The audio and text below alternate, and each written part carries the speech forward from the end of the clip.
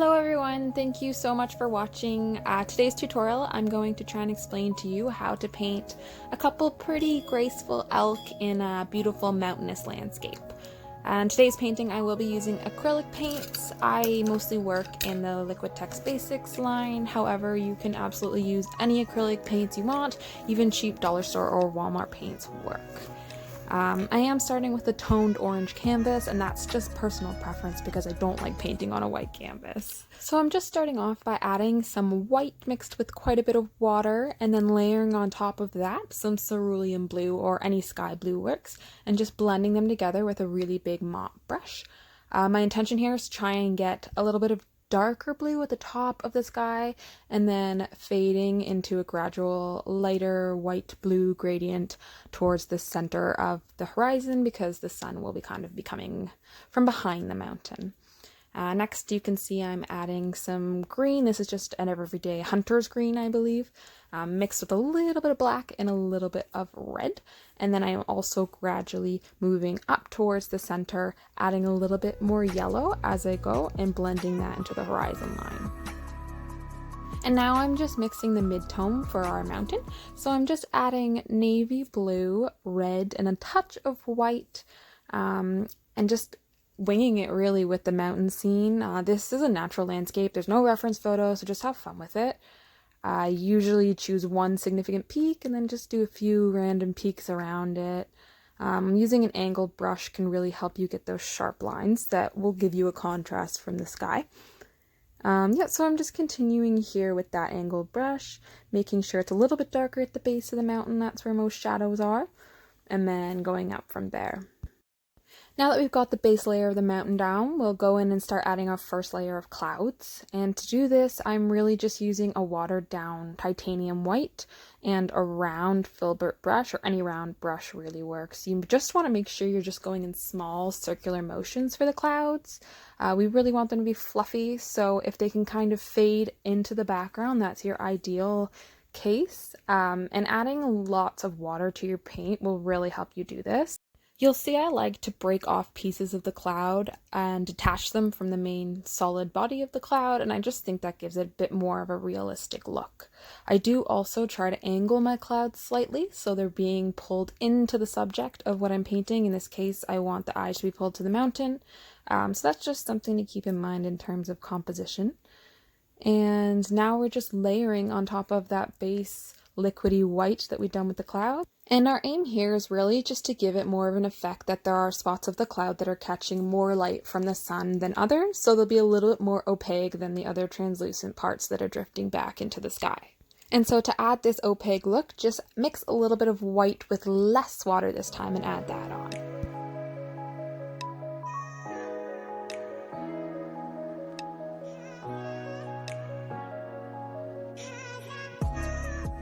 So now I'm just going back in with that mountain color. I have added a little bit more darker blue and red to this side because we do want it to be the shadow color. So adding a little more blue, particularly ultramarine blue if you do have that, and a touch of red, a touch of black if you find you need it for that shadow color, just to create a little bit more contrast. And we are using the same angled brush and just painting pretty much the one side of the mountain. Like I mentioned before, the sun is mostly coming from behind the mountain, but we do have shadows cast on this left side mostly, so that's something important to keep in mind if you want to give the mountain a really rough textured look. There's usually going to be one side of the mountain that's brighter than the other and one side that's darker. So you've seen now that I've gotten started on that lighter side, and that is just the same mountain color with a little bit of white and a little bit of a lighter turquoise added in it. You can see it's quite similar to the sky blue color lower to the horizon line, and that's okay because it is in a lot of ways just reflecting the colors from the sky. Then I'm just continuing to work at it, flipping back and forth from the darker colors to the lighter colors on the mountain, and adding a little bit more black to make it like a deep navy color. And a lot of what mountains is honestly just layering on top of what you've had, especially if you're painting in acrylics. I do water down my acrylics quite a lot to get them to flow really smoothly on the canvas.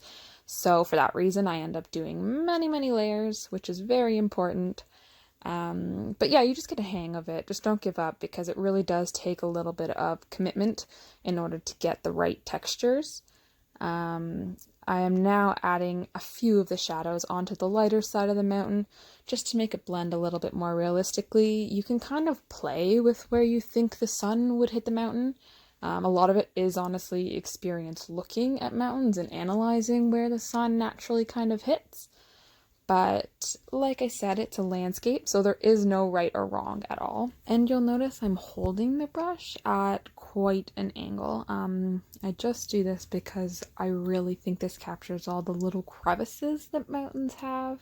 You can play with it and apply more pressure for the thicker lines, deeper shadows, and then really light, thin pressure for little tiny cracks in the rock.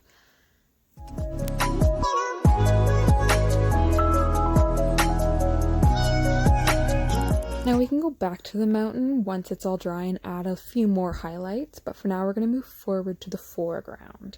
And I am using the same angled brush again and just applying pretty much a straight black upwards in a vertical motion to create the impression of some tree trunks. And this is again just kind of random, loose. I'm just deciding where I think they'll look best. Obviously the ones closest to me, the foreground or the viewer, are the largest trees, and then they get smaller as they progress back to the background.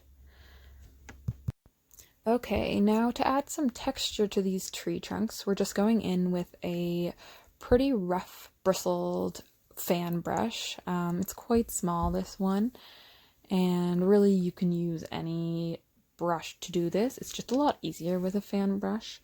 It honestly just literally requires less strokes, and I'm just getting black or very dark green on the corner of the fan brush. Really you only use 1/2 of it, and I'm pressing the bristles into the canvas and moving it up the tree trunk as I go.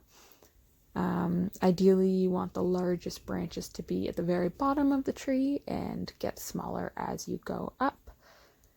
I do plan on doing a tree tutorial in the future at some point to go a little bit more in detail about this, but for now hopefully that helps. It's not really that important how the trees look. It's, at this point at least, we're still going to add a lot more detail on top of them, so you just want that base dark color in the back so you have something to build on top of for a nice contrast.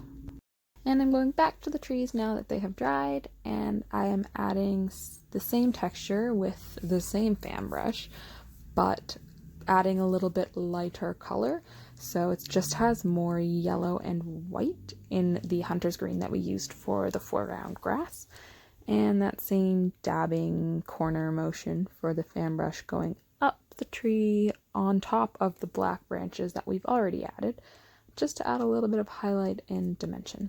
And ideally, the general rule of thumb is that the closer these things are to you, the darker or the more contrasted the colors will look. And then as they fade off into the background, they will get a little bit more blue. So you can add a little bit of blue to your green mixture as you fade back, and that just gives it a more natural impression of how we actually perceive landscapes with the human eye. And on the flip side of that, once you get closer to the foreground, you would like your colors to be brighter, so more yellow is added to the mixture, more yellow and white to that green, and that will be for the closest trees in the foreground, because those are the colors you can perceive the best. Yep, so we're just doing that along the very edge of the tree line, and then at the very back of the field we'll start to add some of the grass suggestions there. So it is really rough. We're just moving from the very back to forward with the same green color we used in the foreground for the highlights on the trees, and instead of dabbing with just the corner, we are using the full fan brush and sweeping up. Now to get started on the river, I'm just starting off with a color very similar to the highlight that we used on the mountain. You'll see I've added a little bit more turquoise to the original blue, and that's just because I really think water tends to be a little brighter than the sky. So after adding that first base color, you can go in with your darker blues or blacks, as I'm doing here, and just adding some shadows where you think the land or the river bend behind the river would be casting onto the river itself. And the motion for the strokes on water tends to be horizontal for the most part. That's just the way we perceive it in terms of the ripples and the different waves, suggesting that the river is actually flowing. We need movement, and to create movement, we need texture. So just repeating those strokes back and forth, left to right, really give that impression of direction. And now to add some texture to the foreground, we're just going to use this artist sponge and a pretty dark green, close to the one you initially used for the background of the grass, but we're going to add a little bit more yellow and green pigment to this one. Maybe a little bit of black for the very, very front of the painting, as like I mentioned earlier, that's where you want the most contrast. And then as we move back, we'll add a little bit less black, a little more blue pigment to that green mix. And then after you have a general idea of the shading, you can just go on top and keep layering different colors. You don't want to worry too much about what colors you're putting on or washing out the sponge, even for that matter. It actually makes it really realistic if you let the colors naturally blend on the actual sponge. And the sponge I'm using here is from Michaels, but you definitely don't need an actual artist sponge. You can just use an old rugged dish sponge or something like that and rip it up to the shapes you want. That also works just as well. And then here you'll see I've gone on top of the grass and added a few purple flower suggestions. So that is just a red and blue mixed together. And then once I have that dark purple color spattered across, I added some lighter pinks on top of it.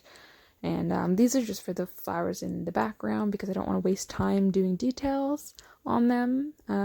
Details tend to be saved for the very front of the painting. So the ones closest, I am doing a little bit of black dots inside the flowers just to give it a little detail, but I'm not spending too much time on them. They are just splashes of color to kind of suggest that there are wildflowers back there. So the next part is definitely not necessary, but this is a matte medium that I add to my paints, acrylic paints specifically, and I find it really helps the flow of the paint on the canvas. So if you find you're having a hard time spreading or blending, I use this. You just add a tiny bit to your paint and it just slows the drying time slightly, but doesn't actually affect the pigment. So 10 out of 10 recommend that one if you're actually thinking about investing a little bit more into your art products.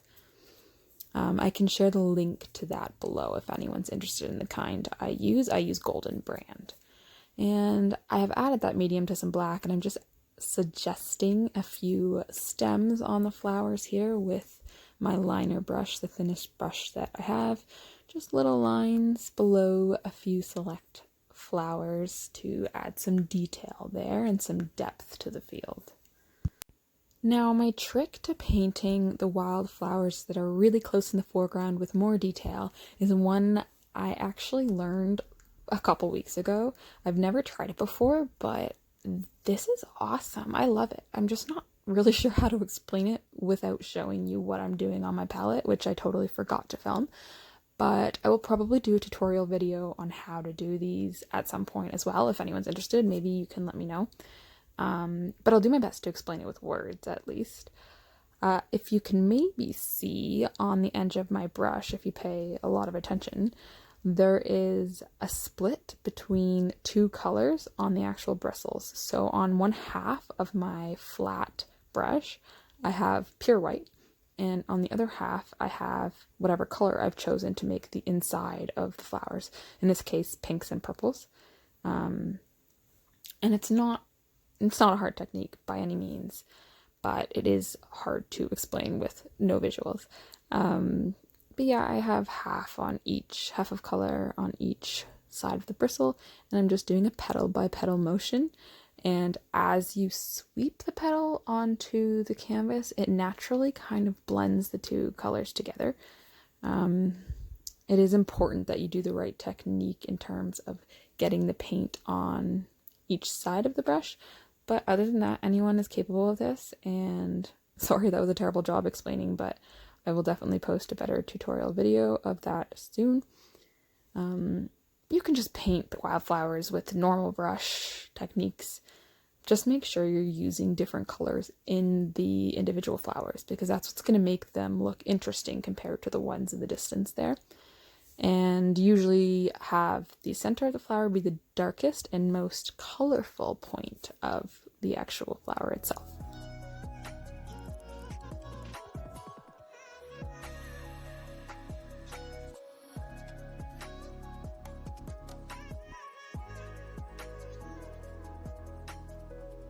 And just to add a little bit of interest, I'm doing a couple different kinds of wildflowers using a very similar technique. Usually I find it's nice to do at least 2 different colors of flowers in a field, just to kind of create some balance across the image, and it's more true to nature. You know, they're never just, there are rarely just fields of one individual colored flower, especially out west where these, well, west in Canada at least, where these pictures and paintings are often inspired by. The wildflowers are so beautiful and insane out there, and they really actually do look this stunning and vibrant, and almost like they can't possibly be natural, which sounds ridiculous because they are the most natural things, but I've just never seen anything like it. So yeah, you've probably noticed if you've been following along that I've been painting a lot of wildflowers in the past couple years, and that's very much inspired by those west coast landscapes out in Alberta and BC. And now I am just adding a few light yellow daffodil or dandelion suggestions here with my thin liner brush. Just 5 little dots pretty much in a circle is enough to create a nice little flower, just sparsely throughout, adding a little bit more interest in the foreground. And you can go crazy with this, do whatever flowers you want, whatever colors you want. This is the most fun part, in my opinion. And once you're happy with the flowers in the foreground, you can get started on the elk or the deer or the moose or whatever wildlife you'd like to add to this. If you'd like to add wildlife at all, you don't have to by any means. I usually start by adding my subjects in just pure white mixed with quite a bit of water. And the reason I do this is because I freehand it. I don't really sketch it first. I don't necessarily recommend doing it that way, but I just, kind of sometimes skip some steps to keep things moving. But I do have a lot of practice, so if you're newer, you might find sketching to be the best option with a graphite pencil and then painting in, so that you don't have to worry about ruining your background image, because there is nothing more frustrating than loving your background and totally ruining it with messing up on the subjects that you're painting over it. And I am just referencing a random Google photograph for these elk from my phone. You don't have to do this either. You can reference the elk that I'm painting, or you can choose your own. It does help with thinking about angles and shading of shadows and highlights by looking at an actual reference photo, because as much as you think you know what these animals look like, you really, really don't until you are trying to create them out of nowhere. So once you're happy with your animals kind of ghosted in like that, you can start layering with color. So for these particular animals, I'm mostly just using different shades of brown mixed with yellow, white, black, or red in some instances. And because I'm looking at a reference photo, I'm just trying to pick the general tones and colors, not worrying too much about getting them to match exactly to the photo. Mostly just paying attention to the composition and to which parts are the darkest and the lightest based on the image of the elk. So starting with shadows can sometimes be helpful, but in this case I did start with the lighter colors, just blocking in which section I believe should be lighter and which section I believe should be darker, and layering on top of that. So as you layer, the image kind of solidifies in itself. You can make sure to blend the different shades of brown together using a brush without any paint on it, just a little bit of water. That's a little bit of a trick. And this part is going to be very similar to how you layered on the mountains in terms of the fact you just need to keep layering. Honestly, I know it can be kind of a pain at this point. You might just wanting to be done with this painting. But it is important that you layer because that's what's going to give the dimension to the deer to make them pop out from the background. And also to make sure you just have the colors flowing together evenly to look like a cohesive unit rather than just splotches of color kind of mapped out on this white ghosty image. And then for the antlers, use a very small brush, use your fine liner or something of the sorts because they are very thin and you want it to be proportional to the actual animal that you're trying to capture. So that's pretty much it. You are just building now, adding some more texture and details to the animals in the foreground. Depending on how much time you want to spend, I want it to be expressive and not necessarily going for like a photograph look. But if you keep layering, you eventually, I hope, will be happy with the final product. Definitely don't be scared about adding wildlife to your paintings. I know it can be a little bit intimidating at the beginning just because you don't want to ruin what you've worked so hard on, but practice is really the only way to be able to do this kind of thing. And honestly, almost always things are salvageable. I don't think I've really ever painted something on top of a scenery that I loved and then just absolutely ended up hating it. There are definitely phases that I go through during painting that I absolutely hate it, but it's worth sticking to and layering on and just working on those fine details, tweaking it over time, whether it be, you have to come back to it in a few days, so be it. Sometimes fresh eyes see new things that you didn't see when you've spent a couple hours on a painting. This one here probably took me, I think, I'd say about 4 hours. Which is pretty standard for one this size. It is pretty small, and I did put a significant amount of effort into it, but it can be done really simple and really easy if you take away some of these fine details now that I'm adding. They're not necessary. They are just to crisp up the final product a little bit. So there are ways to cut corners. There are instruments you can use that will help you if you don't want to spend forever and you just want to make an image for fun.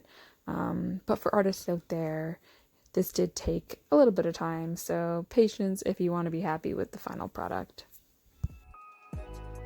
Alright guys, that's pretty much it for this painting tutorial. Thank you so much for watching, and if you do try to paint this or something like it, I would love to see your final products.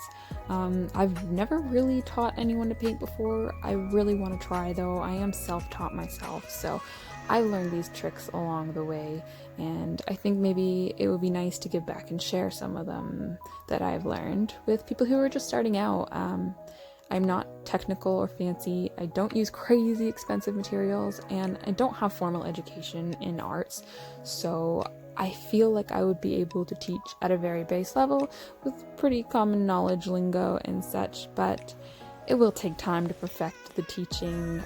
I would really appreciate feedback if you have questions at all about anything I talked about, any of the materials, anything about painting at all, and I would love to answer those. But yeah, for now, thank you so much for watching. Good luck if you try and paint it, and I hope to see you on my next video. Thanks, guys.